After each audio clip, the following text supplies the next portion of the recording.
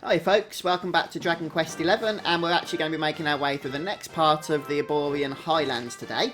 So we've made our way to the other side of Arborea by going through the cathedral. Make sure, of course, as I mentioned last time, that you picked up those two quests that are available. One in the city itself, and one in that area just north of the city that you can see there on the map. You'll also notice there's a campsite up ahead, so we'll be able to add another location to our zoom spell in a little while as well, which is always a bonus, isn't it? But for now, we're just going to start by just following the path, basically. And I don't think there's anything exciting in this first section here. So what we're going to do is just pay attention to where the path kind of branches off a little bit as we head west here. And the reason for that is there is a chest we can grab. And there's some interesting enemies around this place, as you probably just saw there. So by all means, kill some of those to complete your monster list. So a mini medal in that first chest there. So make sure you grab that one there. And the very next thing we're going to do is head to the campsite. So I'll kill a few of these enemies and I'll meet you there. I did get the pet power for electrolyte, so don't forget just to keep an eye on that, guys. You might want to use your other pet powers, I understand, but if not, then by all means, you know, save up Sylvando, Fuzz, well, your hero, and Jade's pet power so you can use it together for that electrolyte, because it is a really nice thing to do, just to gain experience without having to grind. And I managed to kill 3 liquid metal slimes there, which is nice. That should be a nice amount of experience. Yeah, 30,000. And just by doing that every now and then, it just saves you having to spend time grinding. So I wasn't really going to show you that because you should be doing it anyway. But I think a reminder doesn't really hurt every now and then, does it? And we'll be able to use this trick a little bit later on as well to gain massive amounts of experience as we gain access to new slimes and what have you. But for now, those kind of oozes that you saw there that I was fighting, I fought 3 of them and killed 3 of them. They are really good just for keeping your levels on track. Just don't forget as well, they do like to run away, so don't be too disheartened if they do. And just remember to save before you actually go into battle and use the pet power in case it doesn't work for whatever reason. So there we go, look, everybody gets a level there, which is useful. I'm not going to spend the points. And once you've stayed at the campsite, it should, I believe, add that to the list. Yep, there it is, the Arborean Highlands, that's the one. And also I'll show you my list of enemies that I've gone ahead and killed here. The defeated monster list for this region. Just in case you're missing anything. Okay. Goobonts, which one's that? Oh, right, yeah. Basically, there's 2 of those. One's blue and one's pink. So make sure you get them both. Okay, so that is going to count from the enemies in this area and the other part of the Borean Highlands on the, you know, the other side of the city that we did last episode. Alright then guys, just going to take a break, I'll be right back. Okay, so from the campsite, once you've done everything you want to do, including any forging, etc., we're going to head south, and you can see there's just a little bit of a nook towards the bottom of the map here, so we can go ahead down here and find an ore gathering point. This one will contain some platinum ore and some silver ore, and it's not exactly out of the way, so no reason not to get that, and just try and remember this as well for when it respawns. You can see there's a broken bridge here with a chest annoyingly on the other side, but as you can see from the map there, it's not going to be exactly hard to get to. So let's just make our way around. But before we actually grab the chest, there's another sparkly spot along the way, and this one I believe is a harvesting point for a flower. And just be careful some of the enemies that are coming down. Right after that rude interruption, we'll carry on looting. And in total, you can see there's some Silk Blossom, 2 of those in fact, didn't mean to actually shoot that guy there, along with Thick and Sense as well. And of course, don't forget to head back to the other side of that broken bridge that we saw. Here we go. And then we'll grab that chest. This time, we get a magic circle. Okay. And that's pretty much all the loot there is to get from this area now. So the Borean Highlands are well Boreanated. I don't even know if that's a word, but it is a word now. I've just created it, and it means that it's well and truly looted. And so once we've done that, we're going to head north, and that will take us into the first forest, which is our next major area that we're going to be looting and doing everything else with that we normally do in the Dragon Quest XI walkthrough series. And it's got a pretty decent look to it, this map. It's kind of like a spiral design, isn't it? And we've got this huge bridge that we get to cross at the start here. So before we do anything else, let's go ahead and check out any sparklies. And as you can see, there's a few scattered around. So, first of all, we're obviously going to cross the bridge. Nothing really to see here. Well, not in terms of loot. You can certainly take in the views if you want to. When we get to the first intersection, we're going to head north. And don't forget, you can start killing new enemies here to add those to your bestiary. And we'll come to this vine here, which we're going to go ahead and climb. And first things first, there's some ledges here we can climb. So these weren't shown obviously on the sparkly map even. But there is a chest here. So some Saint's Ashes. And then if we just drop down, then at the bottom part of this little nook area, there's another flower harvesting point as well. Lots of loot for your looting pleasure. I'm going to go kill a few enemies, I think, before we carry on. Once you've dropped back down the ledges and just gone past the bridge that we crossed a few moments ago, then you'll come to this waterfall and river. If you just head over to the waterfall itself, there's another sparkly item that you can easily miss if you're not paying attention, so make sure you grab that. Then we're going to continue down the path here, and eventually we're going to bump into a cave over here. And there's actually two entrances to this cave. We're going to head into the first at this point. And you can see that we can actually just break off from the main path here, where there's a few enemies, including some living statues. You can actually avoid all these, but I'm going to go ahead and take care of some of them, I think. The reason for that is I'm pretty sure at least some of these are going to need to be added to the bestiary. So it kind of makes sense to just take care of them. And you know what, it's been so long since I've not edited out a fight, I'm going to leave this one in for your viewing pleasure. I know that will annoy some of you, but every now and then people do ask me to leave some of the fights in, so this is for you guys. But you can see why I edit them out, they're not exactly challenging. Not bad. Hey, level hype though. So experience we're getting from killing enemies is definitely going up. Hey, look, have some more. So these are fruity suckerbats. Interesting enemies. I don't think I've encountered these exact enemies before. Though I could be mistaken about that. Right, hopefully now we'll be able to go ahead and loot the chest. Hey, more level hype. Fuzz has just levelled. Nope, we'll spend those skill points later on. And this chest contains a recipe book, actually, how to outdo the undead. Very good. Right, so we're going to now exit out of the other entrance. So this is the eastern one, the right hand one from our perspective on the map. And straight away you can see there's a chest to grab, so we'll go ahead and have that for an ethereal stone. And then if we just drop down here, there's another sparkly spot as well. Okay, this one for some magic water. Right then, so there's another chest nearby, but I just want to make sure that we're not going to go ahead and miss anything else, but I don't think there's anything in the way of sparklies, nope. So if we just head down towards the next bridge area. There we go, or whatever this thing is here. Rope, does this count as a bridge? Not totally sure actually. It's kind of a makeshift way of crossing to the side, doesn't look particularly safe, especially since there's like how many of us there are in this party, we just can't see everyone crossing it. Okay. And now what we're going to start with doing before going north here to the next major part of the area is just carefully avoiding enemies as we head all the way to the east of the so-called dead end. And as you probably learned by this point, if there's a dead end in this game, there's usually a chest or something hiding there that makes it worth your while exploring down it. Okay, a sapphire, yeah. Okay, and now we're going to go back to where that northern part of the intersection was.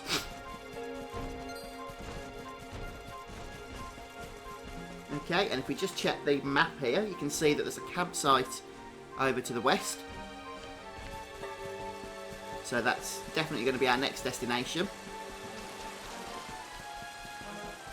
But there's actually also, before we go and use the campsite, probably worth mentioning that there's a chest over by this waterfall as well. So you may as well grab that while we're looting. And now we'll go and rest up, save up, and do whatever it is that we do at camp. So from the campsite then, we've got a fairly lengthy journey around here. What I've done is just rested until night time. The reason for that is I just want to make sure there's no enemies that are exclusive to night time. So I'm going to continue adding some of those to the bestiary as we encounter them. And this guy, I've not seen him before, this winged lion fella. So we'll go ahead and definitely take care of him, since it's the first time we're seeing him and encountering him. Fizzle!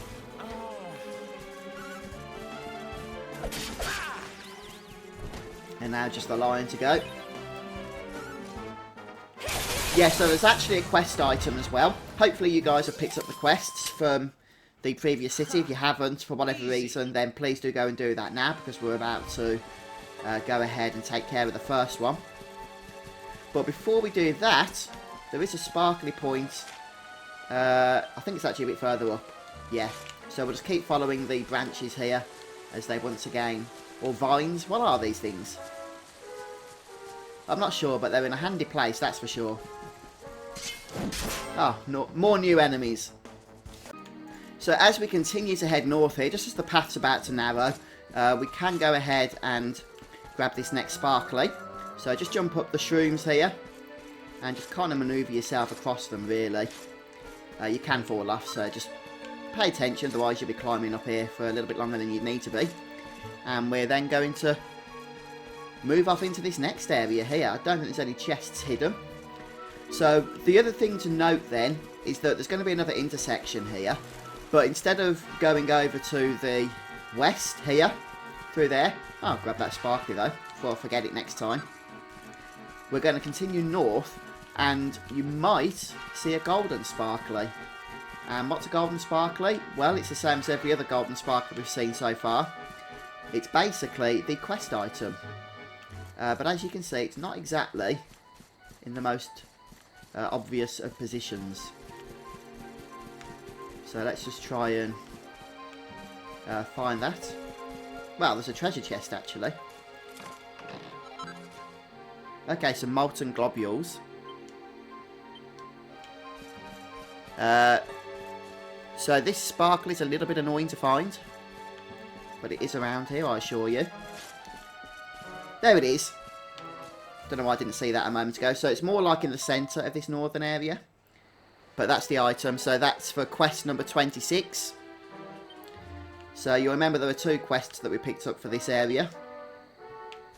So we won't go and hand that in until we've completed both of them.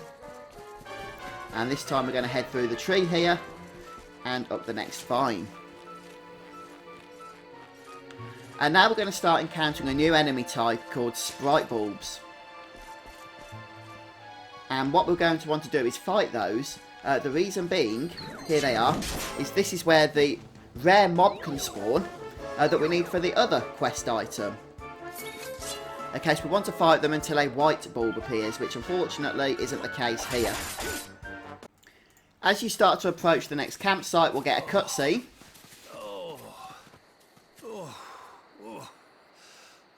Oh, this trudging up hills is playing havoc with my old bones.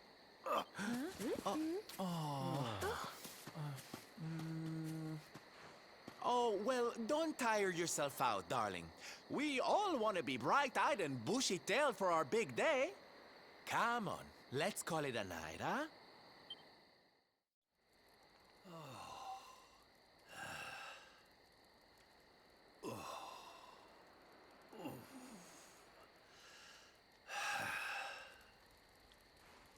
So, we'll finally be going up to Yggdrasil tomorrow.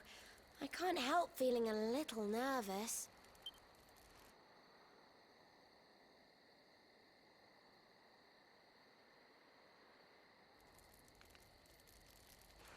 Serena, why don't you play that song?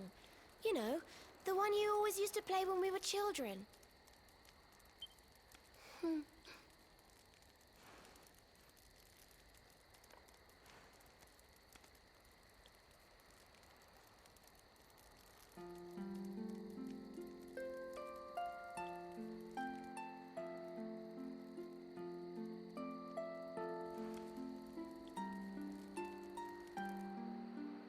Yggdrasil looks so magical at night.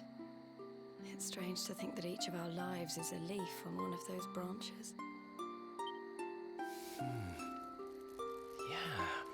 And it's really like the old man said? There's some kind of heart in there that all life comes from? Yes. When someone dies, their leaf withers and falls, and their soul returns to the heart.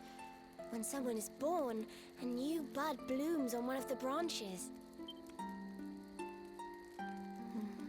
I suppose it won't be long now until we finally face Mordegon. Do you think if we can beat him, my father will go back to how he once was? Oh. You play an instrument too, Veronica? Huh? No. The High Priest gave it to me. He said it would help us. It belonged to our ancestor, Serenica. She left it behind in Arborea, apparently.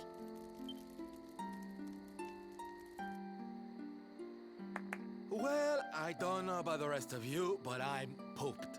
What do you say we all get some beauty sleep?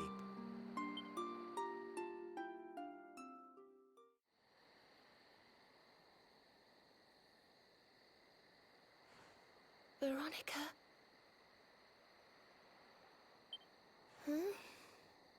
We were born at the same time, so our leaves bloomed at the same time, didn't they? Do you think they'll fall at the same time too? I don't know. You've always been a bit slow, to be honest.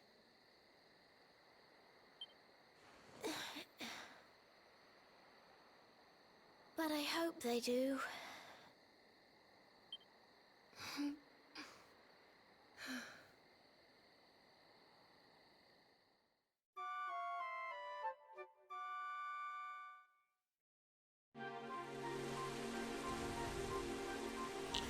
Right, so after that cutscene, we're all prepped up, ready to head into Yggdrasil's altar.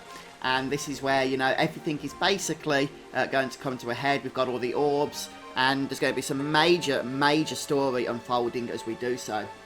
But I still need to go ahead and complete these last two quests that we've been doing.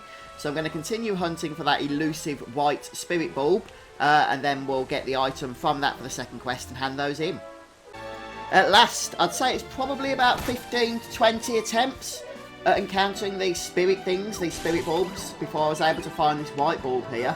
But just stick at it. One thing I would note is that I do believe they can appear at any time of day, although at night time these spirit bulbs tend to be asleep in the ground. And while that's fine, you can still fight them.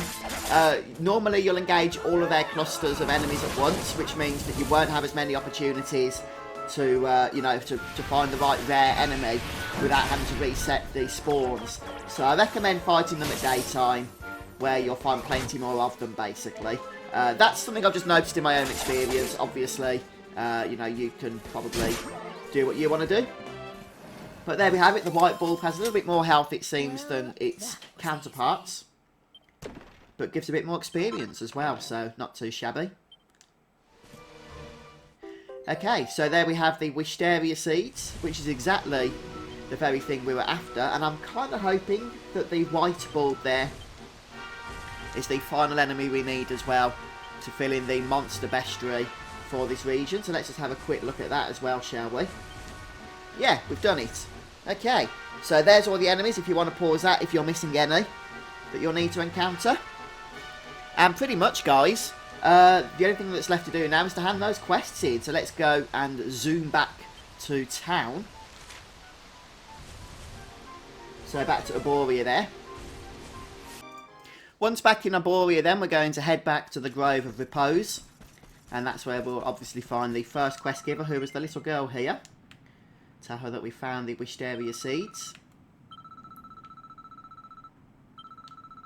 And once we've gone through the dialogue here, we should get, I believe it's a healer for this one. Yeah, there we go.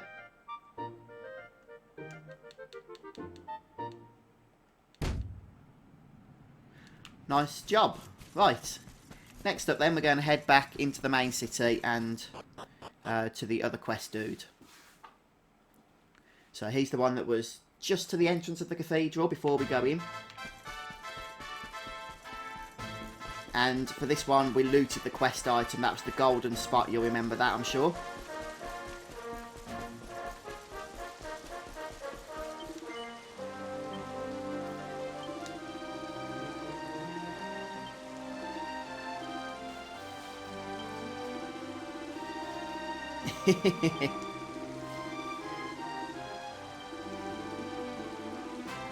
There we have it. Next quest completed. We get the butterfly baton for this one.